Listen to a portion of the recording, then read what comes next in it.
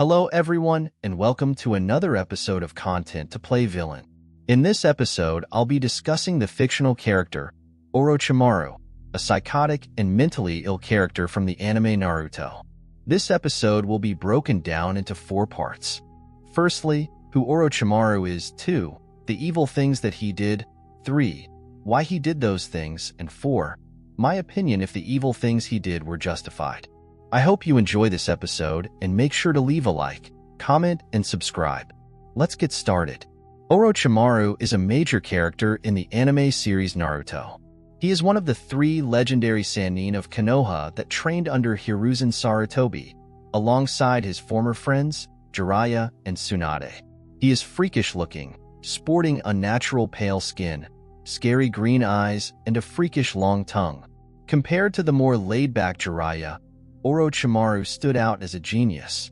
His talents, insight, and determination were considered by Hiruzen to be that of a prodigy seen only once in a generation.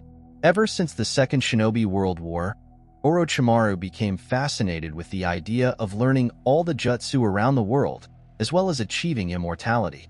In order to accomplish this goal, he began to conduct illegal experiments that involved experimenting with the corpse of deceased people as a means of cheating death. When his secrets were discovered, Orochimaru abandoned Konoha and was branded as both a criminal and a traitor.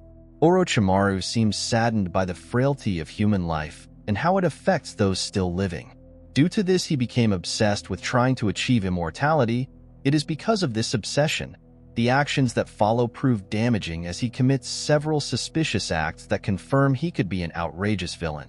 One of these acts is the sick and evil experiments on humans. Orochimaru performed various experiments on his prisoners, some being fellow Konoha shinobi he kidnapped. He used them as human guinea pigs to develop techniques that would grant him immortality. He experimented on 60 kidnapped children by testing out Hashirama Senju's DNA for his own interests. His experimentation led to the deaths of all the children except for one. The fact he could so easily experiment and discard children shows how awful a person he was, always seeing everyone as nothing more than test subjects for his ambitions. He smiled when he was talking about using over 100 live human test subjects and saw human beings as nothing more than test subjects. Orochimaru works on his human subjects led to the creation of living corpse reincarnation, a technique that was developed by Orochimaru that allows him to transfer his soul to someone else's body. The living corpse reincarnation immortalizes one's mind, transferring it to a stronger body before the current host rots. By repeating this process periodically, this effectively allows the user to remain in the realm of living, so long as they can keep the host body alive while residing within. Orochimaru can only perform this technique once every 3 years.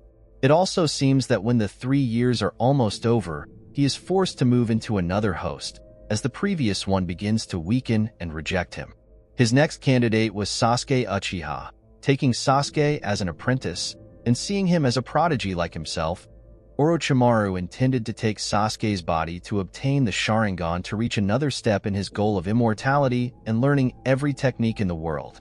He deceived and manipulated Sasuke into thinking he was a caring mentor while all the time is plotting to use his body as a host. This shows that he doesn't care about anybody but himself. After being caught red-handed by Hiruzen Sarutobi for performing unethical experiments on his fellow citizens for the sake of achieving immortality, Orochimaru defected from Konoha rather than be persecuted for his ambitions, and for many years sought the village's destruction to take revenge and demonstrate what he had learned. An aspect of Orochimaru's personality is also his greatest weakness, his arrogance.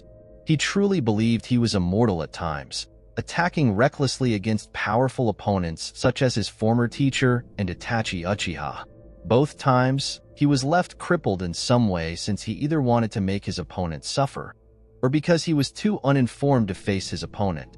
Despite his distinct lack of morals, Orochimaru seems to be well-versed in psychological warfare and displays insightful wisdom in many cases. Later in the series, Orochimaru attacks the Hidden Leaf Village and sought to destroy it for the following reasons. 1. He was angry his teacher Sarutobi chose Minato as Hokage over him. 2. He's an anarchist who wanted to destabilize the shinobi nations. 3. In his mind, they are the ones who drove him into this forbidden path, and then simply cast him away after everything that he has done for the village. This hatred finally turned into a thirst for revenge.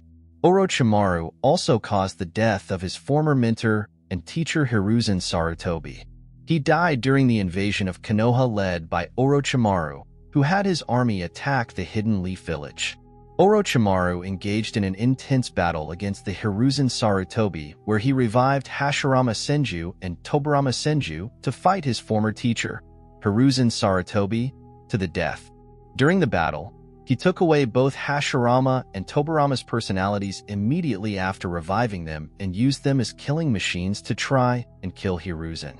He intended to kill Hiruzen during the fight, but because of using the impure world reincarnation technique, Hiruzen was forced to use the suicidal Death Reaper Jutsu, which resulted in his death. The invasion caused extensive property damage and nearly led to the deaths of many people. If Orochimaru had never invaded Konoha, Sarutobi would still be alive. Now, why was Orochimaru content to play villain? In other words, why did Orochimaru perform his acts of evil? According to Tsunade, Orochimaru had a twisted personality even as a child. His sadistic attitude was presumably due to the death of his parents. At some point after losing them, Orochimaru found a white snake near his parents' grave, with Hiruzen's explanation of it representing fortune and rebirth, inspiring Orochimaru to study Kenjutsu and obtain knowledge of all techniques. Jiraiya theorized that Orochimaru went down this path in an attempt to forget his painful memories. According to a lot of characters who knew Orochimaru from his childhood, they knew he had a twisted personality, but it was never revealed when he exactly started his experimentation on humans. He was already a negative character who wanted to learn all techniques, but that would not be possible within a normal human lifespan. Due to witnessing a lot of deaths around him, this hardened his resolve to achieve immortality. According to Jiraiya, he thought Orochimaru went down this route as a coping mechanism from his sad life. Also, originally he wanted the Hokage title for his personal benefit, but Minato was selected as the fourth Hokage, and so he lost most of his empathy towards his village. Therefore, you could say it was a compound effect of his grief of many years combined with his coping mechanism led to him completely going over to the other side. Orochimaru's moral compass was skewed, and he was willing to sacrifice anything and anyone to achieve his goals. His disregard for the well-being of others allowed him to commit heinous acts without remorse. His insatiable thirst for power and desire to become immortal drove him to pursue forbidden jutsu and unethical experiments. His ambition led him to seek out ways to extend his life and gain more power at any cost. Were Orochimaru's acts justified? Absolutely not. Everyone experiences loss, but that doesn't mean you should go around harming people to ease the pain or to obtain immortality. Should his personal pain excuse him for being evil? That is for the viewer to assess and decide.